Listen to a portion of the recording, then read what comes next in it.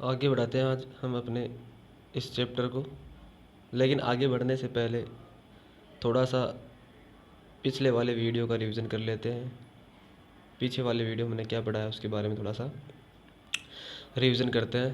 देखो, पिछले दो वीडियो में हमने पढ़ा है, स्टार्ट किया था हमने अर्थशास्त्र की परिचय से अपने फर्स्ट चैप्टर में। इसमें हमने जाना अर्थशास्त्र पुस्तक की रचयिता के बारे में और अर्थशास्त्र विषय के बारे में। तो रचयिता है अर्थशास्त्र पुस्तक के कौटिल्य और विषय का जनक है एडम स्मिथ।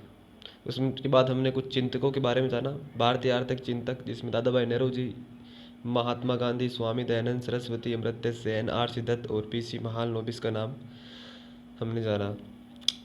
फिर हमने बात की थी प्रमुख जो परिभाषाएं हैं अर्थशास्त्र की, उनके बारे में, जिसमें हमने जाना कि अर्थशास्त्र की अभी तक 5 प्रकार की परिभाषाएं विकसित हुई है। जिसमें धन प्रधान परिभाषा एडम स्मिथ द्वारा, कल्याण प्रधान परिभाषा प्रोफेसर मार्शल द्वारा, दुर्लभता या सीमितता प्रधान परिभाषा रॉबिन्सन, आवश्यकता विहीनता परिभाषा जे के मेहता और विकास प्रधान परिभाषा सैमुअलसन द्वारा दी गई।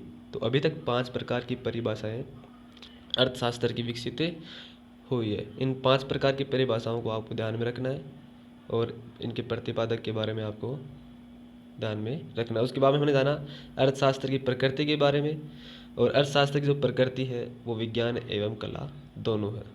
उसके बाद में अर्थशास्त्र के विज्ञान होने के पक्ष में हमने तर्क देखा कि अर्थशास्त्र विज्ञान क्यों है, क्योंकि अर्थशास्त्र का क्रमबद्ध अध्ययन किया जाता है। अर्थशास्त्र में नियम और सिद्धांत होते हैं। अर्थशास्त्र में भविष्यवाणी की जा सकती है और अर्थशास्त्र होता है वो क्या है, प्रबल देता है। ये विज्ञान होने के पक्ष में हमने तर्क देखे। उसके बाद में हमने जाना कि अर्थशास्त्र कला क्यों है, इसके पक्ष में तर्क। आपको बताया अर्थशास्त्र में नियम और सिद्धांत होते हैं वो हमेशा सत्य नहीं होते, हर जगह लागू नहीं होते, इसमें परिस्थितियों के अनुसार परिवर्तन होता रहता है। उसके बाद हमने जाना अर्थशास्त्र में प्रयोगशाला नहीं होती, इसलिए क्या है, कला है। अर्थशास्त्र में भविष्यवाणी हमेशा सत्य नहीं होती और अर्थशास्त्र क्या होना चाहिए पर बल देता है। तो ये थे इसके कला होने के पक्ष में तर्क। उसके बाद में जाना अर्थशास्त्र की शाखाएं।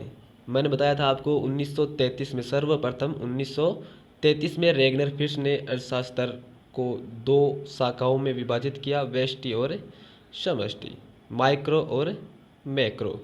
उसके बाद में माइक्रो के बारे में हमने अध्ययन किया कि व्यष्टि अर्थशास्त्र है किसे कहते हैं। आपको ध्यान रखना है व्यष्टि अर्थशास्त्र में व्यक्तिगत इकाइयों का अध्ययन किया जाता है। आपको इसकी परिभाषा आनी चाहिए, ठीक है ना।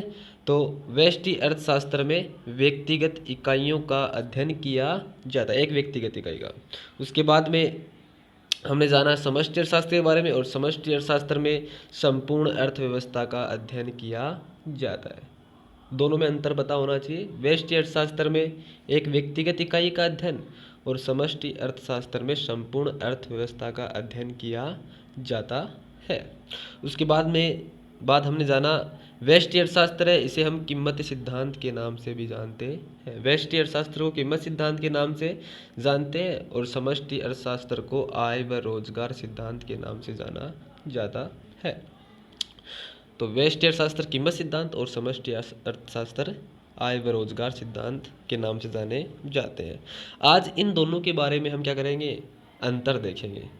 देखो, ऊपर आपने व्यष्टि और समष्टि अर्थशास्त्र की परिभाषा पढ़ी है और उसके उपनाम आपने जाने हैं, तो आपको कम से कम 2 अंतर तो इसमें आने ही चाहिए।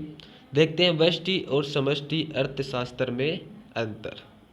ये आपके लिए इम्पोर्टेंट क्वेश्चन रहेगा क्योंकि पिछले एग्ज़ाम से इस अंतर में से क्वेश्चन आए हैं और आपको कम से कम 4 अंतर इसमें आने चाहिए। व्यष्टि और समष्टि अर्थशास्त्र में कम से कम 4 अंतर को आपके बारे में 4 अंतर आपको आने चाहिए। देखते हैं 4 अंतर कौन कौन से अंतर व्यष्टि और समष्टि अर्थशास्त्र में होते हैं।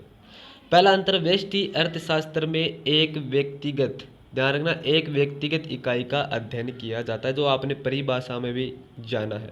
व्यष्टि अर्थशास्त्र में एक व्यक्तिगत इकाई का अध्ययन किया जाता है, जबकि समष्टि अर्थशास्त्र है उसमें संपूर्ण अर्थव्यवस्था का अध्ययन किया जाता है। तो पहला अंतर है वो इसकी परिभाषा से ही आता है। तो ध्यान रखना, व्यष्टि अर्थशास्त्र होता है वो व्यक्तिगत इकाई का अध्ययन करता है, जबकि समष्टि अर्थशास्त्र होता है वो संपूर्ण अर्थव्यवस्था का अध्ययन करता है। तो पहला अंतर हो गया ये। उसके बाद हम दूसरा अंतर देखते हैं इसके उपनाम के बारे में। जो व्यष्टि अर्थशास्त्र है उसे हम कीमत सिद्धांत के नाम से जानते हैं, या इसे कीमत सिद्धांत भी कहा जाता है, जबकि समष्टि अर्थशास्त्र होता है उसे आय व्यय रोजगार सिद्धांत के नाम से जाना जाता है, या ऐसे कह सकते हैं व्यष्टि अर्थशास्त्र को आय व्यय रोजगार सिद्धांत भी कहा जाता है। तो दो अंतर तो आपने पीछे पढ़े हैं, एक तो इसकी परिभाषा से और दूसरा इनके उपनाम से। तो पहला अंतर, व्यक्तिगत इकाई का अध्ययन किया था व्यष्टि अर्थशास्त्र में, जबकि समष्टि अर्थशास्त्र में संपूर्ण अर्थव्यवस्था का अध्ययन किया जाता है। व्यष्टि अर्थशास्त्र का उपनाम है कीमत सिद्धांत और समष्टि अर्थशास्त्र का उपनाम है आय व रोजगार का सिद्धांत। तो दो अंतर पीछे आपने पढ़े हैं, आपको पता भी होना चाहिए। उसके बाद में चलते हैं नंबर 3 अंतर पर। व्यष्टि अर्थशास्त्र में संतुलन होता है वो आंशिक संतुलन होता है। ध्यान रखना, व्यष्टि अर्थशास्त्र में आंशिक संतुलन होता है। इसके बारे में हम आगे पढ़ेंगे आंशिक संतुलन क्या होता है, जबकि समष्टि अर्थशास्त्र में सामान्य संतुलन होता है। ये संतुलन नहीं है, संतुलन है, करेक्शन कर लेना आप। व्यष्टि अर्थशास्त्र में आंशिक संतुलन होता है, जबकि समष्टि अर्थशास्त्र में सामान्य संतुलन होता है। तो तीसरा अंतर होगा, व्यष्टि अर्थशास्त्र में आंशिक संतुलन होता है, जबकि समष्टि अर्थशास्त्र में सामान्य संतुलन होता है। जैसे मैं आपको बता ही देता हूँ थोड़ा सा आंशिक संतुलन और सामान्य संतुलन होता क्या है। जैसे मैं एग्जाम्पल आपको बताऊँ, जैसे फसल उत्पादन के लिए कौन कौन से कारक होते हैं वो फसल को प्रभावित करते हैं। जैसे मैं कह सकता हूँ फसल को प्रभावित करने वाले कारकों में सबसे पहले वर्षा हो सकती है, भूमि की उपजाऊपन क्षमता हो सकती है, उसमें डाले जाने वाले उर्वरक हो सकते हैं, कीटनाशक दवाइयाँ हो सकती है और सिंचाई के साधन हो सकते हैं। ये सभी कारक होते हैं वो कृषि को प्रभावित करते हैं। लेकिन यदि केवल हम वर्षा को ही क्या रखें, ध्यान में रखें और जितने भी कारक हैं उनको हटा दें, केवल एक ही कारक को, केवल वर्षा ही जो प्रभावित करने वाला कारक है उसे ही ध्यान में रखकर अध्ययन करें, तो वह अध्ययन क्या कहलाएगा, आंशिक संतुलन कहलाएगा या आंशिक स्थिति कहलाएगी। जब एक ही कारक को ध्यान में रखकर अध्ययन किया जाता है तो वह संतुलन कहलाता है, आंशिक संतुलन। और इसके विपरीत फसल है उसको प्रभावित करने वाले बहुत सारे कारक हैं और इन सभी कारकों को अगर ध्यान में रखकर अध्ययन किया जाता है तो वह अध्ययन सामान्य संतुलन कहलाता है।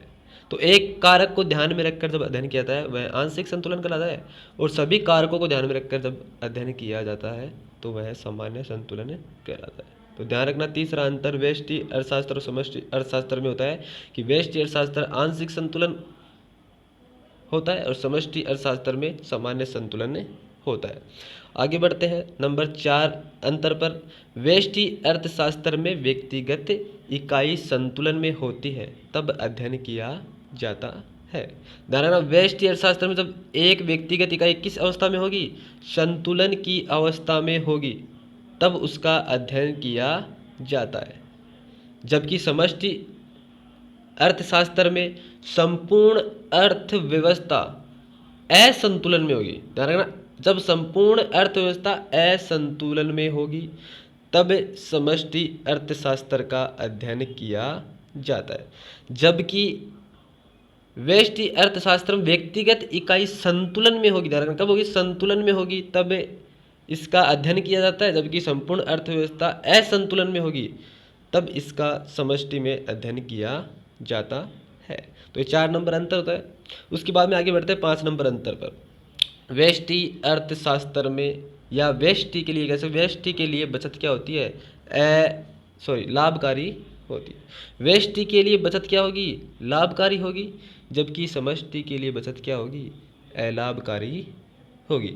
ये 5वां अंतर ध्यान रखना, व्यष्टि के लिए बचत क्या है, लाभकारी, और जबकि समष्टि के लिए बचत क्या है, अलाभकारी होती है। कैसे, जैसे मैं कहूँ कि यदि अर्थव्यवस्था में सारे लोग क्या करने लग जाएं, बचत करने लग जाएं। अपनी अर्थव्यवस्था इसमें सारे लोग अपनी संपूर्ण आय को बचाने लग जाएं, पूरी की पूरी आय बचाएंगे तो उपभोग में क्या आएगी, कमी आएगी। लोग उपभोग करना क्या कर देंगे, खर्च करना ही बंद कर देंगे, लोग उपभोग नहीं करेंगे। उपभोग नहीं करेंगे तो वस्तुओं की बाजार में क्या नहीं होगी, मांग ही नहीं होगी, वस्तुओं की मांग पैदा ही नहीं होगी।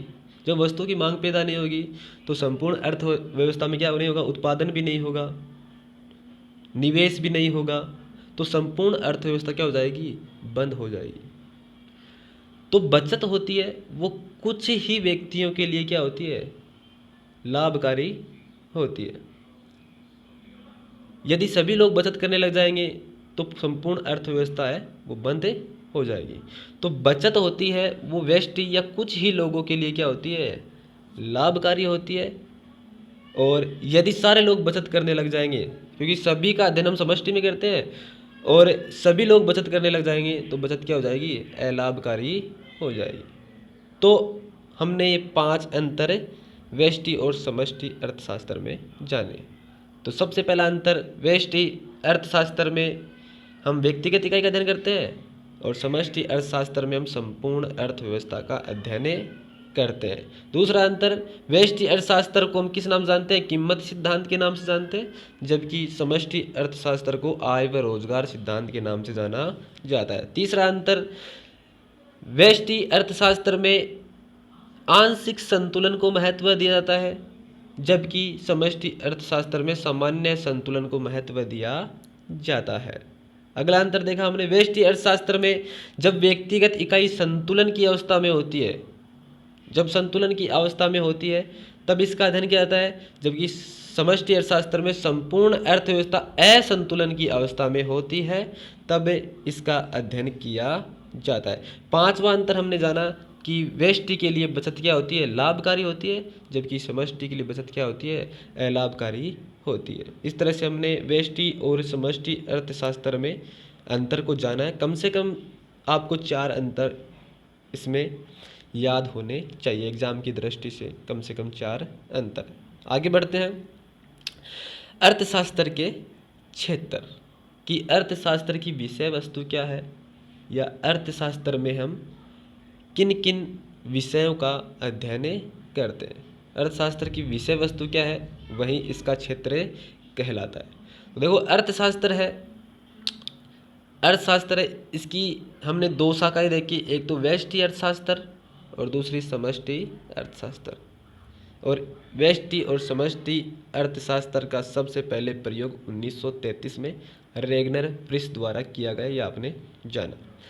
अब अर्थशास्त्र के व्यष्टि अर्थशास्त्र है इसका अध्ययन क्षेत्र क्या होगा, और समष्टि अर्थशास्त्र है इसका अध्ययन क्षेत्र क्या होता है। आपने जाना अर्थशास्त्र की 2 शाखाएं होती है, व्यष्टि और समष्टि अर्थशास्त्र। व्यष्टि अर्थशास्त्र है उसका अध्ययन क्षेत्र अलग होता है और समष्टि अर्थशास्त्र है उसका अध्ययन क्षेत्र अलग होता है। तो व्यष्टि अर्थशास्त्र है उसका अध्ययन क्षेत्र आपने पढ़ा है पिछली क्लास में, 11वीं क्लास में आपने देखा है अर्थशास्त्र का क्षेत्र, वहीं व्यष्टि अर्थशास्त्र के क्षेत्र होते हैं। जैसे व्यष्टि अर्थशास्त्र का क्षेत्र है उपभोग, उत्पादन, विनिमय, वितरण और राजस्व। तो व्यष्टि अर्थशास्त्र के 5 क्षेत्र हैं, उपभोग, उत्पादन, विनिमय, वितरण और राजस्व। इनके बारे में आपने पढ़ा भी होगा, उपभोग किसे कहते हैं। उपभोग की एक छोटी सी परिभाषा होती है। उपभोग का मतलब होता है किसी वस्तु को सर्जित करना, या किसी वस्तु की उपयोगिता को समाप्त करना, या किसी वस्तु में निहित गुण को समाप्त करना क्या कहलाता है, उपभोग कहलाता है। तो कोई भी वस्तु अगर आप बाज़ार से खरीदते हो और उसकी उपयोगिता को आप समाप्त करते हो, इसका अर्थ होता है आपने उस वस्तु का उपभोग किया है। दूसरा होता है उत्पादन। उत्पादन का अर्थ होता है नई वस्तु का निर्माण करना या किसी वस्तु की उपयोगिता में वृद्धि करना। तो नई वस्तु का निर्माण या किसी वस्तु की उपयोगिता में वृद्धि करना क्या कहलाता है, उत्पादन कहलाता है। विनिमय, विनिमय का अर्थ होता है लेन देन। विनिमय का अर्थ क्या होता है, लेन देन। वितरण, वितरण का अर्थ होता है बांटना। और राजस्व, ये सरकार से संबंधित कर, बजट, इसमें अध्ययन किया जाता है। उसके बाद में हम देखते हैं, ये तो है व्यष्टि अर्थशास्त्र के क्षेत्र। अब देखते हैं समष्टि अर्थशास्त्र के क्षेत्र। समष्टि अर्थशास्त्र के क्षेत्र कौन कौन से हैं? समष्टि अर्थशास्त्र में हम कुल राष्ट्रीय आय का अध्ययन करते हैं, सामान्य कीमत स्तर का अध्ययन इसमें किया जाता है, आर्थिक विकास का अध्ययन इसमें किया जाता है, कुल विनियोग का अध्ययन इसमें किया जाता है और कुल बचत का अध्ययन इसमें किया जाता है। तो व्यष्टि अर्थशास्त्र के क्षेत्र तो है उपभोग, उत्पादन, विनिमय, वितरण और राजस्व है। और समष्टि अर्थशास्त्र के क्षेत्र है कुल राष्ट्रीय आय, सामान्य कीमत स्तर, आर्थिक विकास, कुल विनियोग और कुल बचत। ये है समष्टि अर्थशास्त्र के क्षेत्र।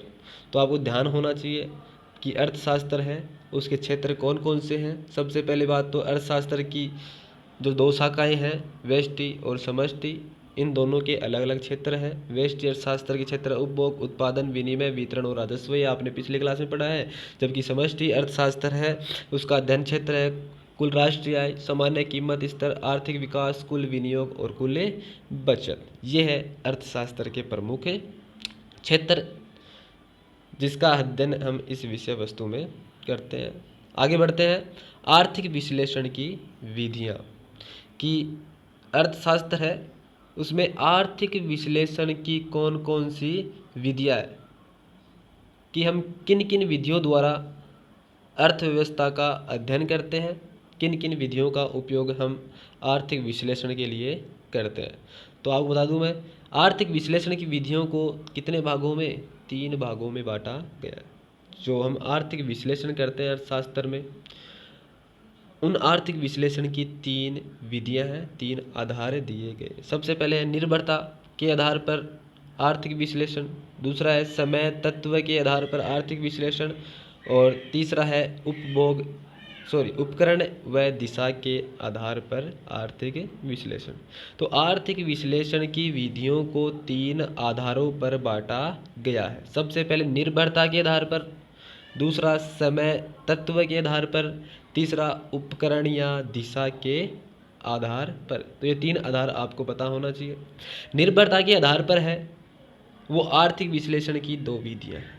निर्भरता के आधार पर आर्थिक विश्लेषण की 2 विधियाँ हैं। पहली आंशिक आर्थिक विश्लेषण, दूसरा सामान्य आर्थिक विश्लेषण। तो ध्यान रखना है, निर्भरता के आधार पर आंशिक आर्थिक विश्लेषण और दूसरा सामान्य आर्थिक विश्लेषण। थोड़ी देर पहले मैंने बताया भी आपको आंशिक विश्लेषण या आंशिक संतुलन क्या होता है और सामान्य संतुलन क्या होता है। ठीक है, जब एक तत्व को ध्यान में रखकर अध्ययन किया जाता है तो आंशिक कहलाता है, और सभी तत्व या कारकों को ध्यान में रखकर अध्ययन किया जाता है वो सामान्य आर्थिक विश्लेषण कहलाता है। समय तत्व के आधार पर 3 प्रकार होते हैं आर्थिक विश्लेषण के: स्थैतिक आर्थिक विश्लेषण, तुलनात्मक आर्थिक विश्लेषण और प्रायोगिक आर्थिक विश्लेषण। तो ये आपको ध्यान रखना है।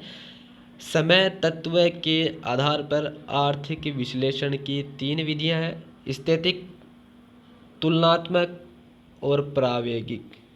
समय तत्व के आधार पर आगे बढ़ते हैं, उपकरण या दिशा के आधार पर 2 प्रकार की आर्थिक विश्लेषण की विधियां हैं: आगमन और निगमन।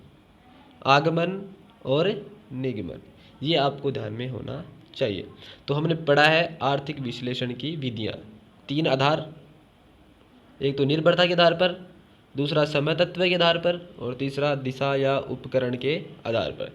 निर्भरता के आधार पर 2 प्रकार, आंशिक आर्थिक विश्लेषण और सामान्य आर्थिक विश्लेषण। समय तत्व के आधार पर 3 प्रकार, प्रायोगिक आर्थिक विश्लेषण, तुलनात्मक आर्थिक विश्लेषण और प्रायोगिक आर्थिक विश्लेषण। दिशा और उपकरण के आधार पर आगमन आर्थिक विश्लेषण और निगमन आर्थिक विश्लेषण। तो इन सभी आर्थिक विश्लेषण की विधियां हैं, इनका अध्ययन हम डिटेल से करेंगे, वो हम करेंगे अगली क्लास में। आज के लिए इतना ही, धन्यवाद।